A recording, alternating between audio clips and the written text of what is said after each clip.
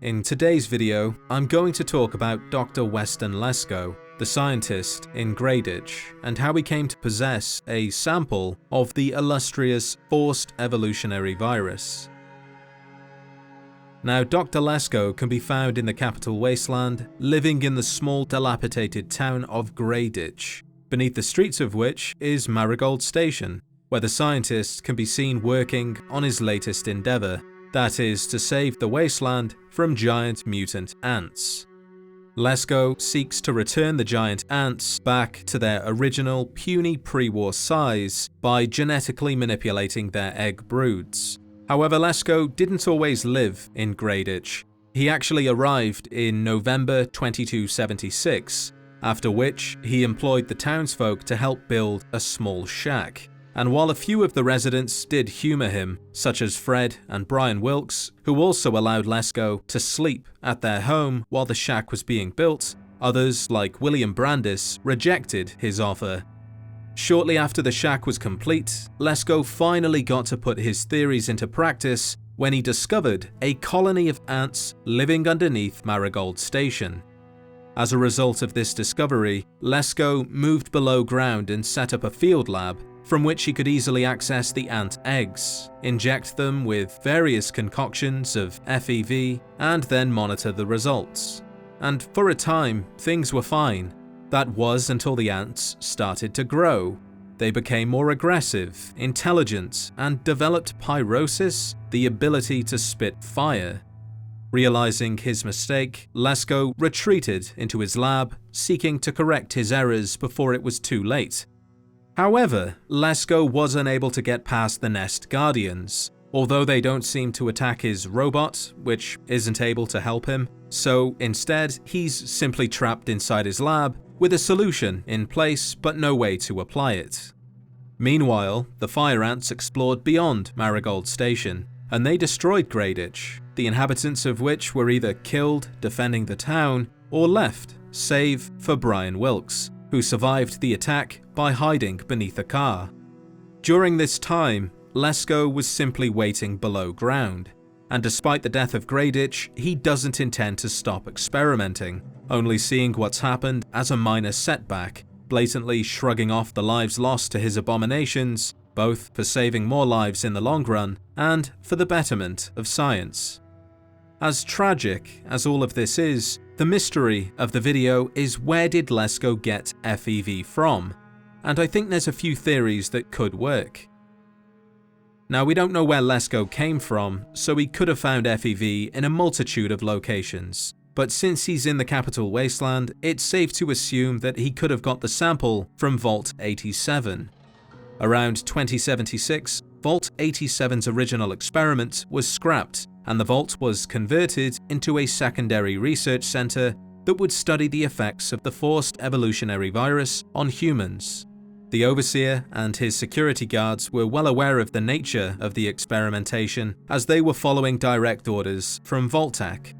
However, the standard security measures the Vault security employed were insufficient, and a year after the vault was sealed, many test subjects broke free from their chambers and took over the vault. For 200 years, the super mutants have kidnapped humans from all over the Capital Wasteland, carrying them back to Vault 87 to be transformed, after which they go and do the same, and the frequency at which they have transformed people has led to their supply of FEV becoming dangerously low. As a result, they have started searching the city for a new source of FEV, although it would seem the only places within the entire Capital Wasteland that have FEV is Vault 87 and Raven Rock, which the Enclave brought with them to DC during their evacuation from the West Coast. While it is possible that Lesko was once a member of the Enclave, who in the pursuit of his own scientific interest, stole a sample of FEV and went to Grayditch to begin testing, but the only signs of the Enclave we see upon leaving Vault 101 are Enclave iBots, and their only purpose is to broadcast propaganda. If Lesko had indeed stolen from the Enclave, they would be searching for him. Yet we see no vertibirds or soldiers. There's also no terminal entries or comments from Lesco or members of the Enclave to support this theory either. meaning the most likely location Lesco found FEV would be Vault 87.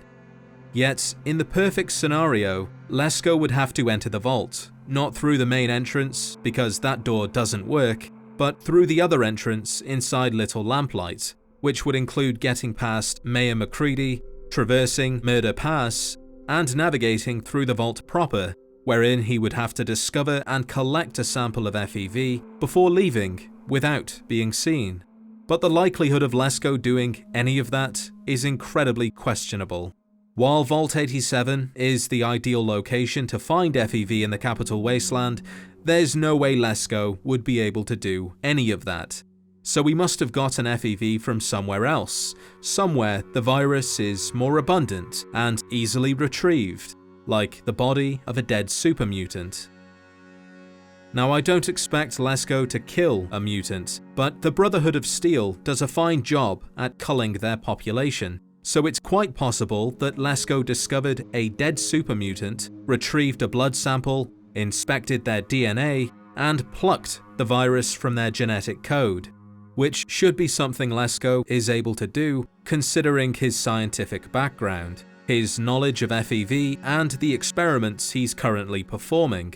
And this theory does hold some credence when you consider the fact that Dr. Darren McDermott, a biologist in Fallout 4, was able to do exactly that. Sometime after the Great War, McDermott stumbled across the remains of an astonishing biological specimen. It was humanoid in appearance, but much larger. It had greenish-coloured skin and roughly human features. It appeared to be wearing clothes and had recently been killed by what looked like bullet wounds.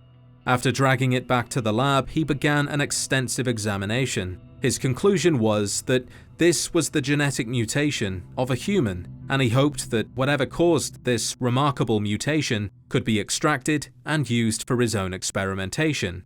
By extracting FEV from a dead super mutant, McDermott was able to create gator claws, genetically engineered creatures made with Jackson chameleon and American alligator DNA, enhanced with FEV. So if McDermott was able to extract FEV from a dead super mutant, then it's entirely possible that Lesco also did the same. Alternatively, FEV could have been provided to Lesco by an Enclave deserter. William Brandis was the husband of Sheila and the father of Will Brandice. Originally, the family was stationed at Camp Navarro, but deserted for reasons unknown. With his wife and son, William journeyed to the East Coast, never staying in a single place for too long, just in case the Enclave came looking for him. In October 2276, they finally settled down in Grayditch, with William becoming the town's doctor. The settlement was appealing to William, not just because of the distance between the town and Camp Navarro, but also because his son had made friends with the boy across the road.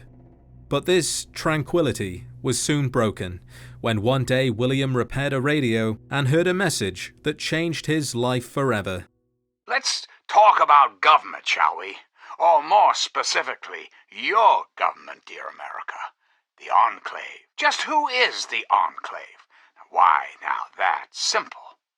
The Enclave is you, America. The Enclave is your sister, your aunt, your friend, your neighbor. And well, yes, the Enclave is me as well.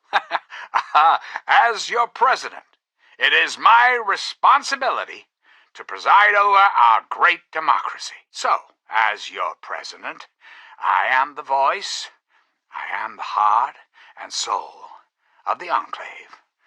That is to say, I am the voice, heart, and soul of America. But only together can we hope to reach our full potential, the way we were before the war, whole, beautiful, powerful. One Enclave, one America, now and forever.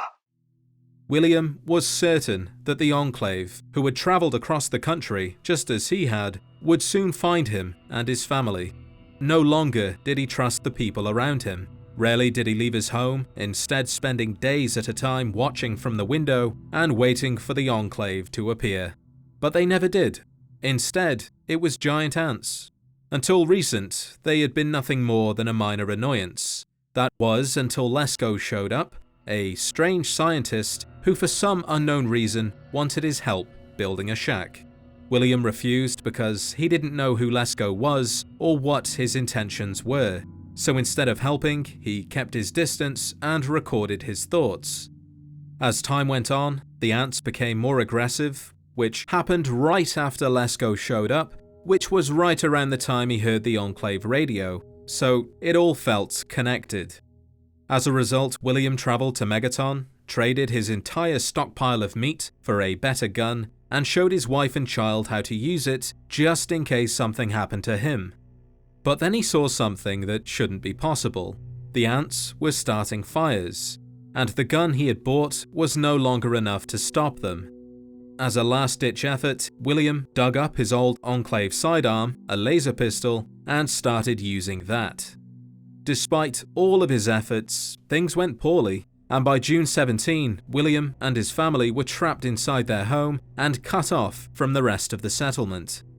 Ultimately, William made his way outside and into Marigold Station, perhaps to put an end to the fire ants, or to interrogate Lesco to find out if he was working for the Enclave. Either way, William fell victim to the ants. However, Sheila and Will seemingly vanished, so there's a chance they actually survived and started new lives elsewhere, meaning his sacrifice wasn't in vain.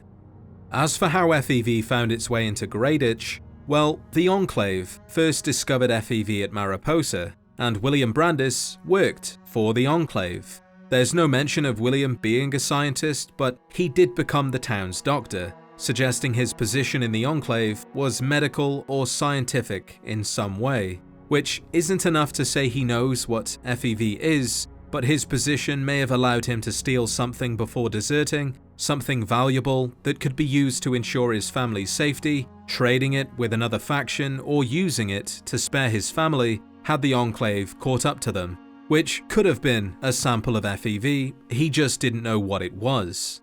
Although there's no mention of William having FEV, no mention of him giving it to Lesco, or any mention of Lesco stealing it from William either, so it's a weak theory, but it was another connection that placed FEV in Grayditch, so it was worth mentioning.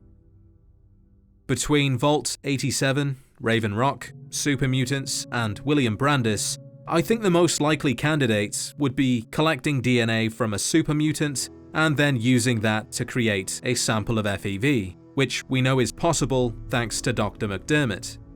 Though in the end, we don't know where Lesco came from, we don't know what locations he's been to, or who he's encountered along the way, so exactly where he came to acquire FEV is a mystery, although super mutant blood, which is abundant thanks to the Brotherhood's efforts, is the most likely. Be sure to show your support by liking the video and subscribing if you haven't already for more Fallout content. If there's anything you'd like to see in a later video, leave a comment and I'll see what I can do. With that said, thank you, as always, for watching, and I'll see you in the next adventure.